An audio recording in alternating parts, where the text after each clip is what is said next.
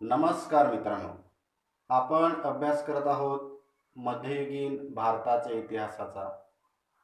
मध्ययुगीन भारताच्या इतिहासातील दिल्लीची सुलतानशाही याविषयी आपण माहिती घेत आहोत. दिल्लीच्या सुलतानशाहीमध्ये एकूण 5 घराणे येऊन जातात. म्हणजे 5 वंश दिल्लीच्या सुलतानशाहीमध्ये राज्य करतात. त्यापैकी पहिला वंश गुलाम वंश याविषयी आपण माहिती घेतली. गुलाम वंशामध्ये शेवटचा जो सुलतान असतो कैमूर, तर कैमूरची हत्या करतो जलालुद्दीन खिलजी आणि दिल्लीच्या गादीवर खिलजी घराण्याची स्थापना करतो. खिलजी घराण्याची स्थापना करणारा जलालुद्दीन खिलजी होय. तर जलालुद्दीन खिलजीचा कार्यकाळ आहे इसवी सन 1290 ते इसवी सन 1296, म्हणजे 4 वर्ष. दिल्लीच्या सुलतानशाहीमध्ये खिलजी घराणे एकंदरीत इसवी सन 1290 ते इसवी सन 1320 असे 30 वर्षे राज्य करते. त्याच्यापैकी जलालुद्दीन खिलजी हा केवळ 4 वर्ष राज्य करतो. म्हणजे संस्थापक, खिलजी घराण्याचा संस्थापक जर विचारलं तर जलालुद्दीन खिलजी हा खिलजी घराण्याचा संस्थापक होय. जलालुद्दीन खिलजीचा कार्यकाळ आहे इसवी सन 1290 ते इसवी सन 1296. तर हे खिलजी जे आहेत ते मूळचे तुर्कस्थानातले. तुर्कस्थानमधून ते अफगाणिस्तानमध्ये आले. अफगाणिस्तानमध्ये गजनीची जशी भरभराट व्हायला लागली, जसा राज्य विस्तार व्हायला लागला, तसे गजनीचे जे आक्रमक आहेत ते आजूबाजूच्या प्रदेशावरती आक्रमण करायला लागले आणि याच्यापैकीच काही आक्रमकांनी भारतावरती आक्रमणे केली आणि ह्या आक्रमकांबरोबर हे खिलजी आहेत ते अफगाणिस्तानमधून भारतात आले. आपण गुलाम वंशाचा इतिहास बघत असताना आपण पाहिलं की मोहम्मद घोरी जो आहे तो भारतावरती आक्रमण करतो आणि त्याच्याबरोबर 2 सेनापती जे गुलाम असतात, एक म्हणजे कुतुबुद्दीन ऐबक आणि दुसरा बख्तियार खिलजी. मित्रांनो, बख्तियार खिलजी हा आपली कूच बंगालकडे करतो आणि बंगाल प्रदेश जिंकतो आणि तिकडे आपलं राज्य स्थापन करतो. तर असे खिलजी गजनीच्या आक्रमकांबरोबर भारतात आले आणि भारताच्या काही प्रदेशामध्ये सुभेदार म्हणून काम बघू लागले. खिलजी हे तुर्कांच्या 64 जमातीपैकी एक जमात होय. जलालुद्दीन खिलजीला जेव्हा सुलतान कैकुबाद होता, गुलाम वंशाचा सुलतान कैकुबाद होता, त्या कैकुबादने त्याला सर ए जानदार हे पद दिलं. याच जलालुद्दीन खिलजीने इसवी सन 1290 मध्ये गुलाम वंशाचा शेवटचा सुलतान कैमूर ह्याची हत्या केली आणि स्वतःला इसवी सन 1290 मध्ये किलोखरी येथे राज्याभिषेक केला. मित्रांनो, किलोखरी हे गुलाम वंशाच्या कैकुबादने वसवलेलं शहर होय. किलोखरी.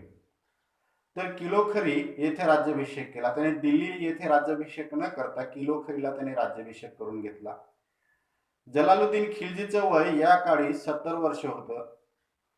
तो अंतःकरणाने उदार होता. उदार शासक, उदार सुलतान म्हणून त्याची गणना केली जाते आणि या उदारतेमुळेच त्याच्यावरती काही संकट ओढवली. जसे की कडाचा एक सुभेदार होता मलिक छज्जू, हा बलबनचा भाचा.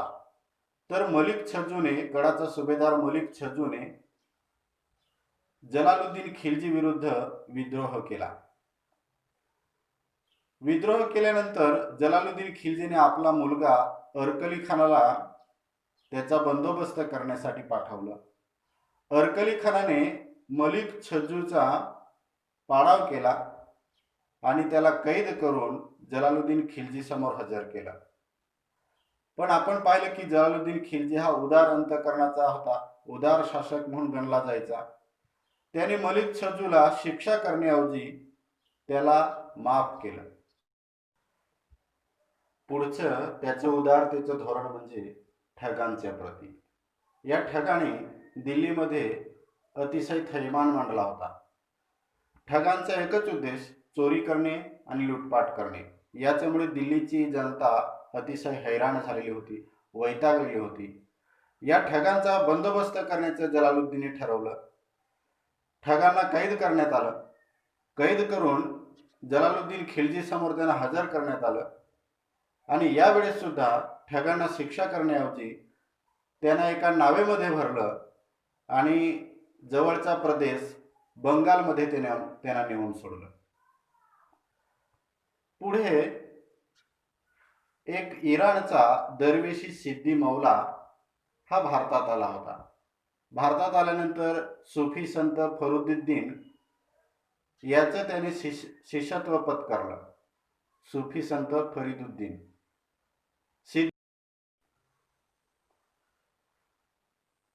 पुढे इराणचा एक दरवेशी सिद्दी मौला म्हणून हा भारतात आला. सिद्दी मौला भारतात आला यावेळेस दिल्लीमध्ये एक सुफी संत फरीदुद्दीन राहत होता. सिद्दी मौलाने हा सुफी संत फरीदुद्दीन याचं शिष्यत्व पत्करलं आणि सिद्दी मौला तेथेच राहू लागला. हळूहळू सिद्दी मौलाची प्रसिद्धी वाढायला लागली. सिद्दी मौलाचे शिष्य वाढले. यामध्ये अनेक अमीर होते. हे असंतुष्ट अमीर सिद्दी मौलाला जलालुद्दीन खिलजी विरुद्ध भडकवत होते. सुफी संत फरीदुद्दीन यांनी सांगितलं की या अमीरांच्या मागे तू लागू नको. परंतु सिद्दी मौलाला सुलतान म्हणून घोषित करायचं असं असंतुष्ट अमीराने ठरवलं आणि याची भनक जलालुद्दीन खिलजीला लागली. जलालुद्दीन खिलजीने सिद्दी मौलाला पकडलं आणि जलालुद्दीन खिलजीचा मुलगा अर्कली खानाने सिद्दी मौलाला हत्तीच्या पायी दिलं. अशा प्रकारे सिद्दी मौलाला दूर करण्यात आलं. जलालुद्दीन खिलजीने पुढची मोहीम रणथंबोर विरुद्ध उभी केली. रणथंबोरवर त्याने अभियान सुरू केलं.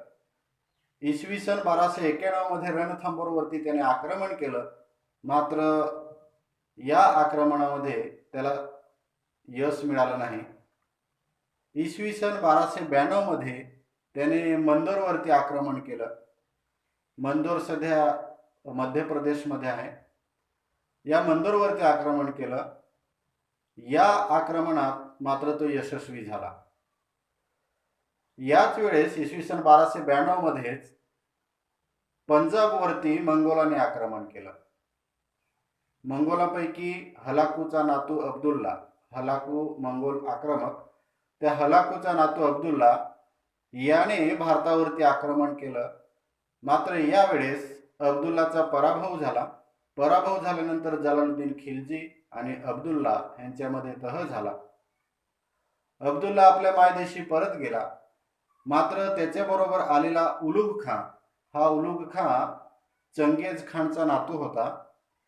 ह्या उलुग खानाने भारतातच राहायचं ठरवलं आणि 400 जणांसह त्याने इस्लाम धर्म स्वीकारला आणि तो दिल्ली येथेच स्थायिक झाला आणि जिथे त्याने वस्ती केली त्यालाच मोगलपुरा असं म्हणतात. पुढचे अभियान त्याने केले विदिशा विरुद्ध. विदिशा हे मध्य प्रदेशमध्ये आहे आणि सध्या त्याला भिलसा असं म्हणतात.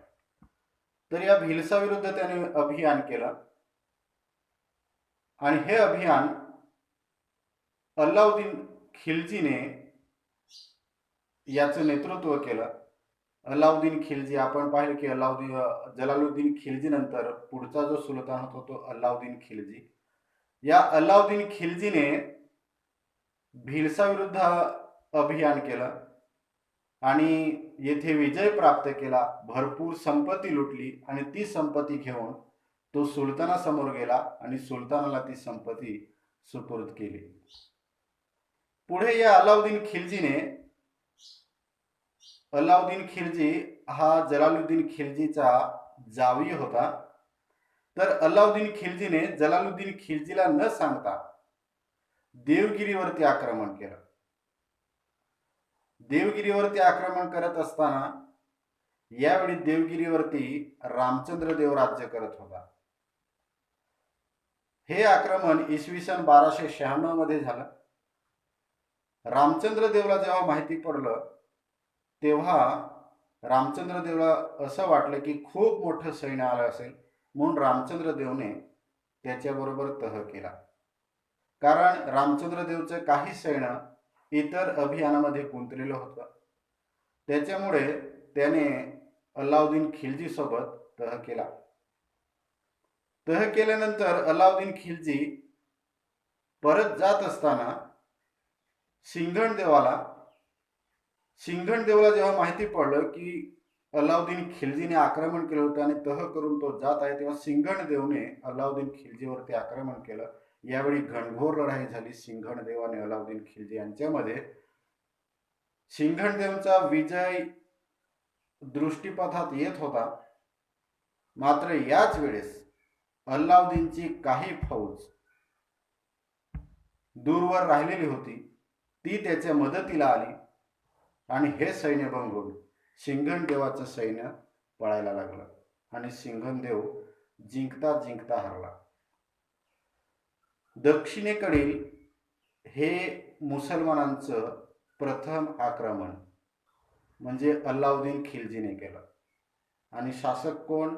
जलालुद्दीन खिलजी, दिल्लीचा सुलतान. प्रचंड लूट मिळाली अल्लाउद्दीन खिलजीला.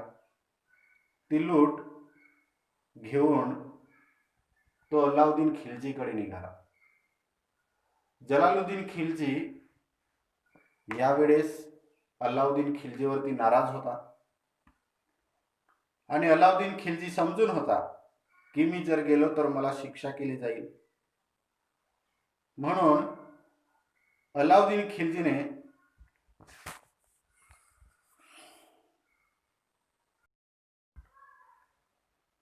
ती लूट घेऊन अल्लाउद्दीन खिलजी कडा आणि माणिकपूर येथे येऊन राहिला. कडा आणि माणिकपूर येथे आल्यानंतर त्याने जलालुद्दीन खिलजीला निरोप पाठवला की मला तुमची भीती वाटते, तुम्हाला न सांगता मी हे अभियान केलं, त्याच्यामुळे मला तुमच्या समोर यायची हिंमत नाही. मी कडा माणिकपूर येथेच थांबलोय, मला भेटण्यासाठी तुम्ही या आणि मी आणलेली लूट तुम्हाला द्यायची आहे. जलालुद्दीन खिलजीला खरोखर वाटलं.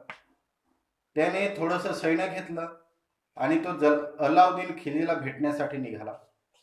गंगेच्या काठावर आल्यानंतर गंगेला पूर आला म्हणून त्याने काही सैन्य, त्याचा मुलगा होता महम्मद चाप आणि त्याचं सैन्य नदीच्या एका काठावर ठेवलं आणि गंगेच्या पूर्वेच्या काठावर अल्लाउद्दीन खिलजीचं सैन्य होतं. त्या अल्लाउद्दीन खिलजीला भेटण्यासाठी तो पलीकडे गेला. मात्र शामियानेमध्ये गेल्यानंतर अल्लाउद्दीन खिलजीने सुरुवातीला नाटक केलं. त्याने त्याच्यासमोर लोटांगण घातलं की मला माफ करा म्हणून. परंतु अल्लाउद्दीनच्या साथीदारांनी यावेळेस जलालुद्दीन खिलजीवरती हल्ला केला आणि या हल्ल्यात इसवी सन 1296 मध्ये जलालुद्दीनची हत्या करण्यात आली. जलालुद्दीन खिलजीची हत्या करण्यात आल्यानंतर महम्मद चाप तिथून परत माघारी आला आणि त्याने स्वतःला सुलतान म्हणून घोषित केलं. पुढच्या पाठात मित्रांनो बघूया आपण अल्लाउद्दीन खिलजी विषयी. धन्यवाद. थँक्यू.